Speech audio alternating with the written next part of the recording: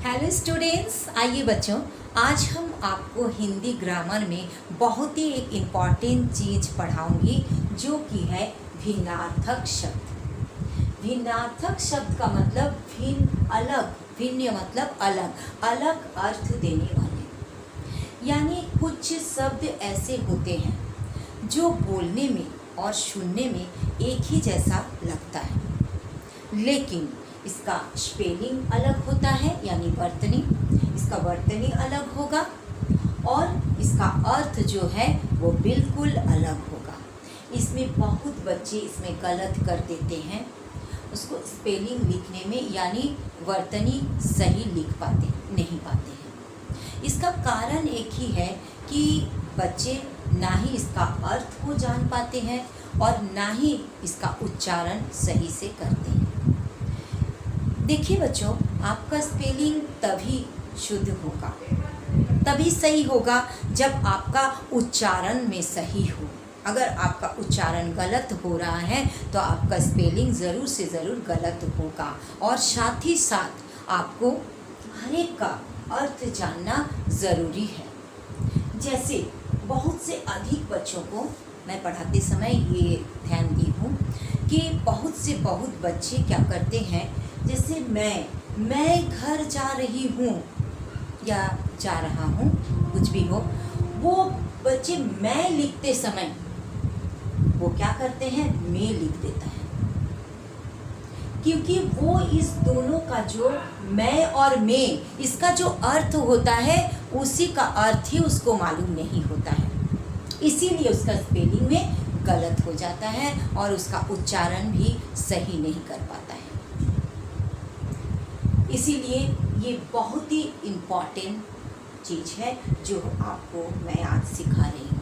यहाँ पर देखिए, हम शब्द लिए हैं मैं, इसको उच्चारण में क्या करना है, मैं में ए और यहाँ पर बिंदी है, अनुस्वार है, तो ये हो जाएगा मैं।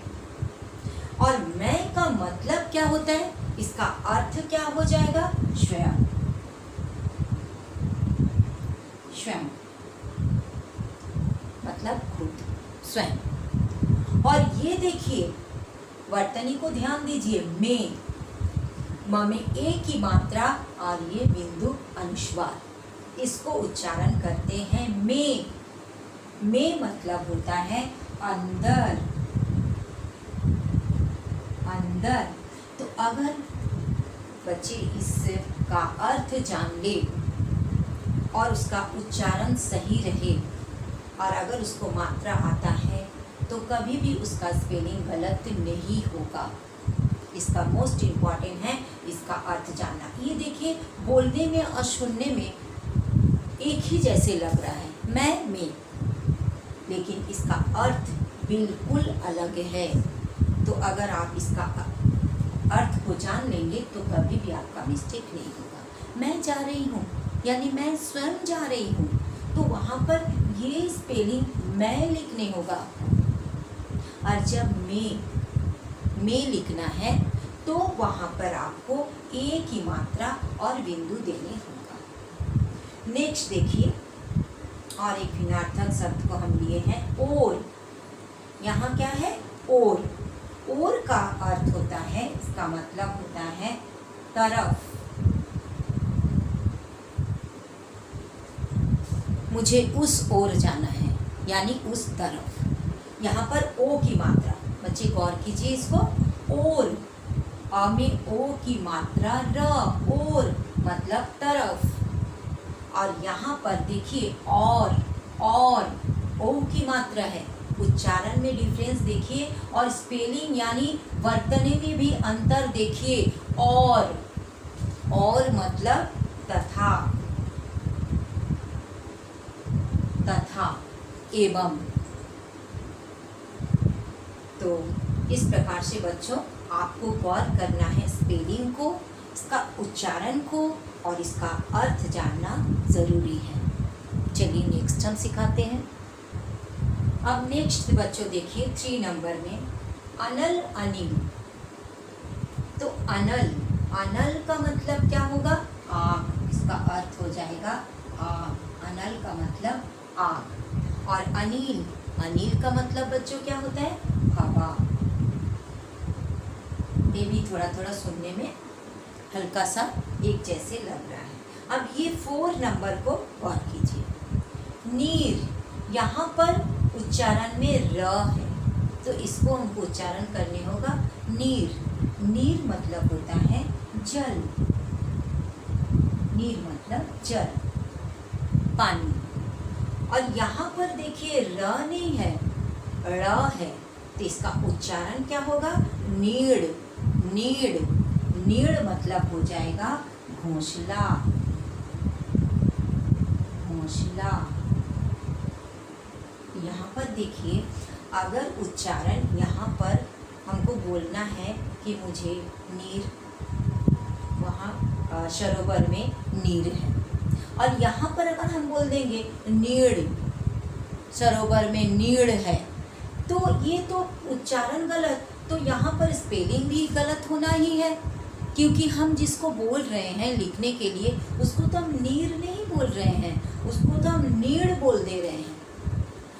और उसी का जगह अगर हम बोलेंगे कि पक्षी नीर में रहता है, तो यहाँ पर अगर हम उच्चारण में बोल रहे हैं नीर, तो फिर जिसको हम बोल रहे हैं वो तो नीर लिख देगा, हम तो नीड़ यहाँ बोले ही नहीं है, तो इसका पूरा सेंटेंस गलत हो जाएगा और इसका अर्थ भी पूरा गलत हो जाएगा। क्योंकि हम यहाँ अगर हम बोलेंगे कि पक्षी नीड़ में रहता है, नीड़, मेरा उच्चारण होने होगा नीड़, तब यहाँ पर लिखा जाएगा नीड़, और इसका अर्थ भी सही होगा। नीड़ का मतलब होता है घोंसला। यानी आपका स्पेलिंग सही होना डिपेंड करता है आपका उच्चारण में। अगर आपका उच्चारण सही होगा तो ज़रूर से ज़रूर आपका स्पेलिंग भी सही हो जाएगा, और इसका अर्थ भी जानना बहुत ही इम्पॉर्टेंट है। इसीलिए भिन्नार्थक शब्द आपको पढ़ना ज़रूरी है इसका अर्थ को जानने के लिए। चलिए नेक्स्ट आपको सिखाते हैं। यहाँ बच्चों नेक्स्ट गौर कीजिए, बहुत ही इम्पॉर्टेंट है। 5 नंबर में देखिए, उच्चारण को ध्यान दीजिएगा। दिन, दिन मतलब होता है दिवस। दिवस यानी सुबह सवेरा, इसको हम कहते हैं दिन। और नेक्स्ट देखिए, दीन, ई बड़ी की मात्रा है, यहाँ छोटी है हर्षी की मात्रा, और इसको खींच कर बोला जाता है दीन। दीन मतलब होता है दरिद्र यानी गरीब। दरिद्र देखिए एकदम बिल्कुल सुनने में और बोलने में एक ही जैसा है, लेकिन इसका उच्चारण में अलग करने होगा, तभी आपका स्पेलिंग सही होगा। नहीं तो अगर आपको दिवस के बारे में लिखना है तो आपको इस दिन को लिखना है, और अगर आप कोई दरिद्र यानी गरीब के बारे में लिख रहे हैं, बोल रहे हैं, तो ये दिन होगा दीन। इसका उच्चारण खींच के हो जाएगा दीन, और ये होगा दिन। दिन, दीन, ये दिन का मतलब दिवस, दीन का मतलब दरिद्र गरीब। नेक्स्ट 6 नंबर देखिए, बहुत ही इम्पॉर्टेंट है, वेरी वेरी इम्पॉर्टेंट। यहाँ देखिए बिल्कुल सुनने में और बोलने में एक जैसा लगेगा। वदन, गौर कीजिए, वदन, वाह है, यहाँ पर वाह है और यहाँ पर बदन, यहाँ ब है, तो वदन, वदन का मतलब हो जाएगा मुख। वदन का मतलब मुख, बदन, बदन का मतलब हो जाएगा शरीर। बदन का मतलब हो जाएगा शरीर। तो आपको बोलते समय आपका जो उच्चारण है वो एकदम सही होना चाहिए, तभी आपका जो वर्तनी है, स्पेलिंग है, वो ज़रूर से ज़रूर करेक्ट होगा, और इसका अर्थ भी आपको जानना बहुत ज़रूरी है। चलिए नेक्स्ट देखते हैं। नेक्स्ट देखिए बच्चों 7 नंबर में बहुत ही इम्पॉर्टेंट, वेरी वेरी इम्पॉर्टेंट, इसका उच्चारण को सुनिए। ग्रह, ग में रफला, ये र का ही रूप है, ग में रफला ह, ग्रह, ग्रह मतलब नक्षत्र, नक्षत्र। और ये ग में री और ह मतलब गृह, गृह मतलब घर। नेक्स्ट देखिए 8 नंबर, बहुत इंपॉर्टेंट, दिशा। दिशा का मतलब होता है तरफ, तरफ, पूर्व दिशा, पश्चिम दिशा। और ये है दशा, दशा मतलब हालत, तुम्हारा दशा कैसा है, तुम्हारा शरीर का दशा कैसा है, यानी हालत। दशा मतलब हालत और दिशा, दिशा मतलब तरफ। चलिए नेक्स्ट देखते हैं। नेक्स्ट देखिए बच्चों 9th नंबर, बहुत ही इंपॉर्टेंट है। यहाँ पर उच्चारण को गौर कीजिएगा, उसी पर स्पेलिंग भी होगा। समान, ये क्या है, समान। और ये क्या है, सामान। समान, समान मतलब बराबर, बराबर। ये हो गया समान का मतलब उच्चारण क्या होगा, समान। समान मतलब बराबर। यहाँ पर श में आ की मात्रा है जो कि यहाँ पर नहीं है। सामान, सामान मतलब वस्तुएं, बाजार से सामान खरीद कर लाइए, वस्तुएं। और ये समान मतलब बराबर, दोनों को समान मात्रा में बांट दो, यानी बराबर हिस्सा में। नेक्स्ट देखिए 10 नंबर, बहुत ही इंपॉर्टेंट। देखिए हर्षु और दीर्घु में खाली डिफरेंस है। पुल, ये हर्षु की मात्रा है, का में छोटी हूँ ल, पुल। पुल मतलब बंस, बंस। और यहाँ पर देखिए बड़ी ऊ, पूल, पूल मतलब किनारा, नदी का किनारा, किनारा। सिर्फ यहाँ पर अगर उच्चारण सही नहीं होगा तो आपका वर्तनी यानी स्पेलिंग गलत होगा। और प्रत्येक का अर्थ जानना भी बहुत ज़रूरी है। चलिए नेक्स्ट सिखाते हैं। नेक्स्ट देखिए 11 नंबर में, सुनने में और बोलने में बहुत अधिक मिलता जुलता, लेकिन मीनिंग बिल्कुल अलग। यहाँ देखिए परिमाण, परिमाण मतलब क्या होता है, माप तोल, माप तोल,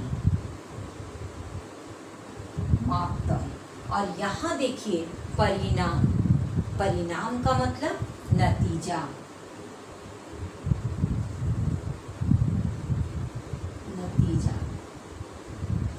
ये परिमाण, परिमाण मतलब माप तोल। जब हम कोई सामान लेते हैं तो माप तोल के लेते हैं, 1 kilo, 2 kilo, 1 litre, 2 litre, 1 metre, 2 metre, ये होता है परिमाण।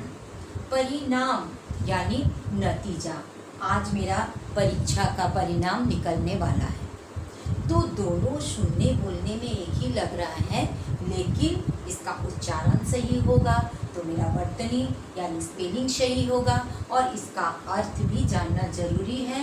नहीं तो अगर हम कोई भी वाक्य बोलेंगे तो वो पूरा गलत हो जाएगा। हमको लिखना है कि मेरा आज एग्ज़ाम का परिणाम निकलने वाला है, और वहाँ पर अगर हम परिमाण लिख दिए तो पूरा बिल्कुल वो सेंटेंस गलत।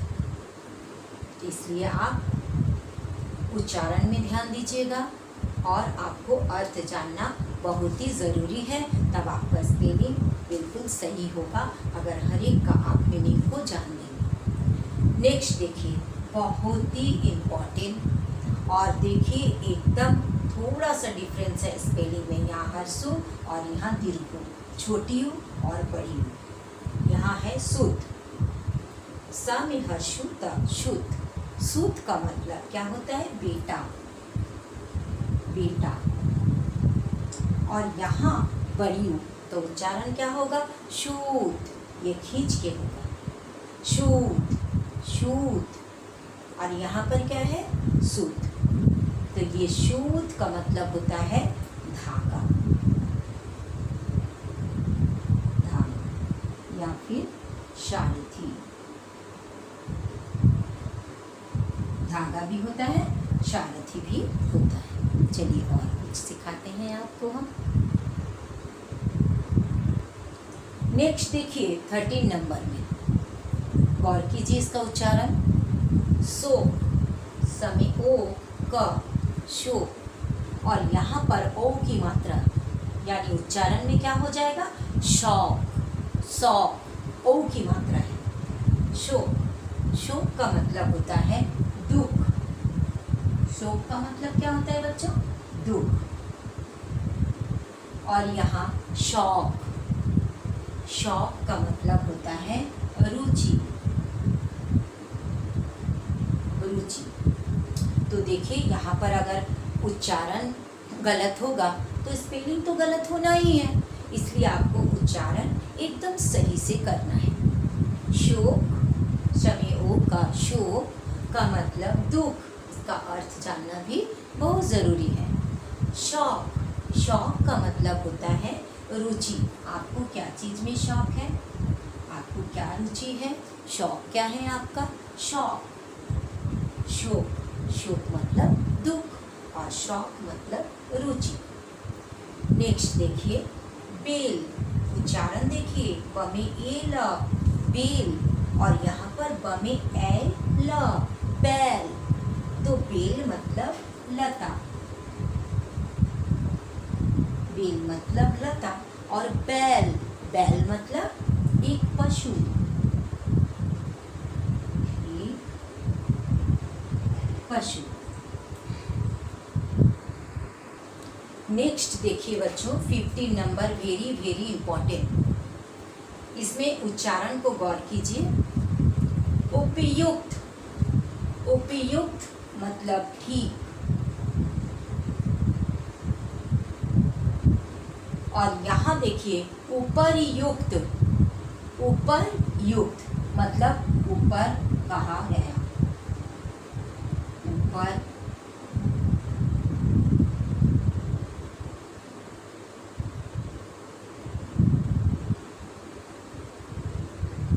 ऊपर कहा गया। यहाँ पर उपरयुक्त, ऊपर कहा गया। उपयुक्त, अगर हम यहाँ पर अपना उच्चारण गलत बोलेंगे तो डेफिनेटली इसका स्पेलिंग जो है वो गलत हो जाएगा। यहाँ बोलना है उपयुक्त, उपयुक्त। यहाँ कोई रेफ नहीं है, ये रेफ जो ऊपर में है इसका मतलब र का उच्चारण होता है, और यहाँ हो जाएगा उपरयुक्त। तो दोनों में अगर हम उच्चारण सही करेंगे तभी मेरा स्पेलिंग सही हो जाएगा, और इसका अर्थ भी देखिए एकदम अलग अलग भिन्न है, तभी तो इसका नाम दिया गया भिन्नार्थक, भिन्न अर्थ देने वाले। यहाँ पर उपयुक्त मतलब ठीक, और यहाँ पर उपरयुक्त ऊपर कहा गया। नेक्स्ट देखिए बहुत ही इंपॉर्टेंट, कपट, कपट, और यहाँ पर देखिए कपम्याट, कपाट। उच्चारण बिल्कुल अलग, और अगर आपका उच्चारण सही है तो आपका स्पेलिंग सही होगा। कपट, कपट का मतलब होता है छल, जिसको हम लोग छल कपट बोलते हैं। और कपाट, कपाट का मतलब दरवाजा,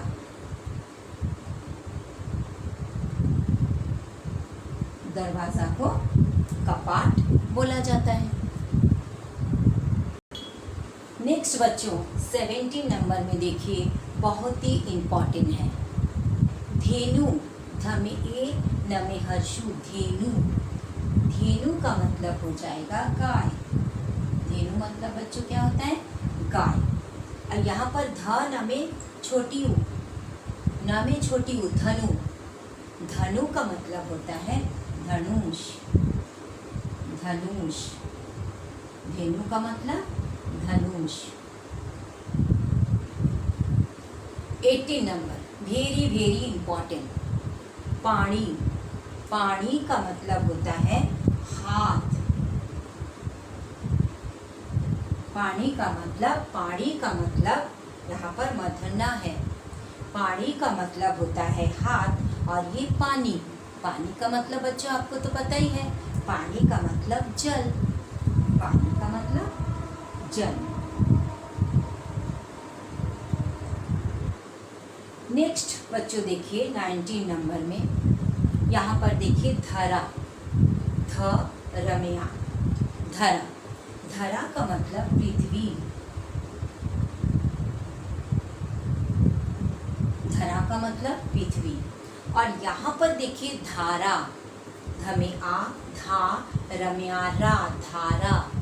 धारा का मतलब जल की धारा। जल की धारा। तो आपका अगर उच्चारण सही होगा तो आपका वर्तनी सही होगा और आपका इसका मीनिंग जानना है, यानी इसको आप धरा, धरा बोल के उच्चारण करेंगे। और यहाँ देखिए इसमें ध में आ की मात्रा नहीं है, इसलिए ये स्पेलिंग होगा धरा। और यहाँ पर ध में आ की मात्रा है, यानी धा, धारा। तो यहाँ धरा मतलब हो जाएगा पृथ्वी और धारा का मतलब जल की धारा। यहाँ पर देखिए ये दोनों बहुत ही इम्पोर्टेंट है। 20 नंबर लास्ट नंबर देखिए, उदर, उदर, उदर। उदर का मतलब होता है पेट। उदर का मतलब क्या होता है बच्चों? पेट। और यहाँ पर ध है, यानी उच्चारण क्या होगा? उधर, उधर, तुम उधर जाओ, यानी उस तरफ, उस तरफ, उस तरफ। यानी बच्चों आपको उच्चारण सही करना है।